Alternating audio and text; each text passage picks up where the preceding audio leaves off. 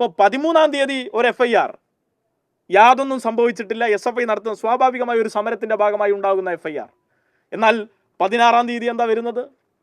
രാജേന്ദ്ര വിശ്വനാഥ് ആർലേക്കറിൻ്റെ നിർദ്ദേശപ്രകാരം VC നുണ പറയുകയാണ്. അതോടൊപ്പം മറ്റൊന്നുകൂടി കൂട്ടിച്ചേർത്തു. ഈ സർവകലാശാലയ്ക്ക് ഒരു പ്രത്യേകതയുണ്ട്. കേരളത്തിലെ മറ്റ് സർവകലാശാലകളിൽ നിന്നും വിഭിന്നമായി മ്യൂസിക്കും ആർട്സും തിയേറ്ററും ഒക്കെ പ്രത്യേകം പഠിപ്പിക്കുന്നൊരു സർവകലാശാലയാണിത്. ആ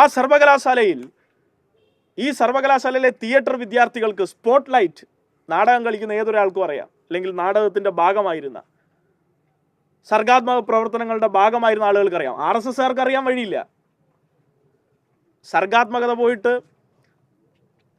ഹിംസ മാത്രം കൈമുതലായിട്ടുള്ള സംഘപരിവാറിനോ അതിൻ്റെ കൂട്ടത്തിലെ ആളുകൾക്കും അറിയാൻ വഴിയില്ല, VCക്കും അറിയാൻ വഴിയില്ല. ഇപ്പോൾ സ്പോട്ട് ലൈറ്റ് അവർക്ക് ആവശ്യമുള്ളതാണ്. ആ സ്പോട്ട് ലൈറ്റ് പ്രവർത്തനക്ഷമമല്ല എന്ന് ചൂണ്ടിക്കാണിച്ചുകൊണ്ട് അവർ നടത്തിയ പ്രതീകാത്മകമായ ഒരു സമരമുണ്ട്. സ്പോട്ട് ലൈറ്റ് മരിച്ചു എന്ന് പറഞ്ഞ് അത് സിസ തോമസിൻ്റെ സംസ്കാര ചടങ്ങാണ് എന്നങ്ങ് വ്യാഖ്യാനിക്കുകയാണ്.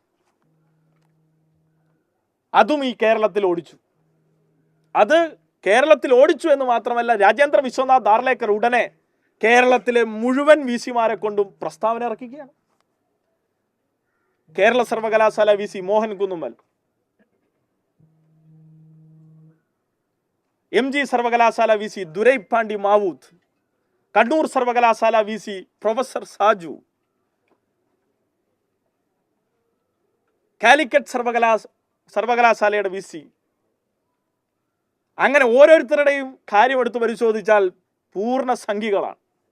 RSS പരിപാടികളിലാണ്, ശാഖയിലാണ് ഏറ്റവും കൂടുതൽ പങ്കെടുത്തത്, സർവകലാശാല ഓഫീസിൽ വരുന്നതിനേക്കാൾ കൂടുതൽ. അപ്പോൾ ഈ VCമാരെ കൊണ്ട് പ്രസ്താവന ഇറക്കിച്ചു. SFI ഒരു VCയെ ആക്രമിച്ചിരിക്കുന്നു. ആക്രമിച്ചോ? ആ സിസ തോമസ് 13-ാം തീയതി പറഞ്ഞ പ്രസ്താവനയെ ആകെ തള്ളിക്കൊണ്ട് എനിക്കൊന്നും സംഭവിച്ചിട്ടില്ല, അവർ വളരെ എളുപ്പത്തിൽ ഇവിടെ നിന്ന് ഇറങ്ങിപ്പോയി, പോലീസിൻ്റെ എല്ലാ സംരക്ഷണയോടുകൂടി ഇറങ്ങിപ്പോയതിനു ശേഷം 16-ാം തീയതി ഒരു പരാതി മെയിൽ അയക്കുകയാണ് കേരള പോലീസിന്. അതിനിടയിൽ ആരൊക്കെയാണ് ഇടപെട്ടത്? ഗവർണറും VCമാരും ഒക്കെ ഇടപെട്ടതിന് ശേഷം പിന്നെ ഇടപെടുന്നത് ഉന്നത വിദ്യാഭ്യാസ മന്ത്രിയാണ്, മുഖ്യമന്ത്രിയുടെ ഓഫീസാണ്. ഇന്നലെ ആഭ്യന്തരമന്ത്രിയും രംഗത്ത് വന്നു. സംഘപരിവാറിൻ്റെ വാക്കുകൾ ഇന്ന് പ്രൊപ്പഗേറ്റ് ചെയ്യുന്ന, അത് മുന്നോട്ട് കൊണ്ടുപോകുന്ന ഏജൻസിയായി സർക്കാർ മാറിയിരിക്കുകയാണ്. സ്ഥലം MLAക്ക് 24 ദിവസവും ഈ കുട്ടികളെ തിരിഞ്ഞു നോക്കാൻ കഴിയാണ്ട് 25-ാമത്തെ ദിവസം കുട്ടികളെ അപരിഷ്കൃതർ എന്ന് വിളിക്കാൻ എന്ത് മാന്യതയുണ്ട്? അദ്ദേഹം NSUവിൻ്റെ ഒക്കെ നേതാവായിരുന്നില്ലേ? അദ്ദേഹത്തിൻ്റെ ഒരു പ്രശ്നം ഞങ്ങൾ പ്രത്യേകമായി സൂചിപ്പിക്കാം. എല്ലാം ഉണ്ട്, പക്ഷെ ഒന്നുമില്ല. അതാണ് അദ്ദേഹത്തിൻ്റെ അവസ്ഥ. മന്ത്രിയാണ്, ഉന്നത വിദ്യാഭ്യാസ മന്ത്രിയാണ്, പ്രോ ചാൻസലറാണ്, പക്ഷേ സർവകലാശാലയെ സംബന്ധിച്ച് ഒരു കാര്യത്തിനും അദ്ദേഹത്തിൻ്റെ റോളില്ല. ഈ VCമാരും ചാൻസലറും നൽകുന്ന കേവല ചില ആനുകൂല്യങ്ങൾ വെച്ച് ജീവിക്കുന്ന മന്ത്രിയെ അദ്ദേഹം മാറിയിരിക്കുകയാണ്. ധൈര്യമുണ്ടെങ്കിൽ നിലപാട് പറയണമായിരുന്നു.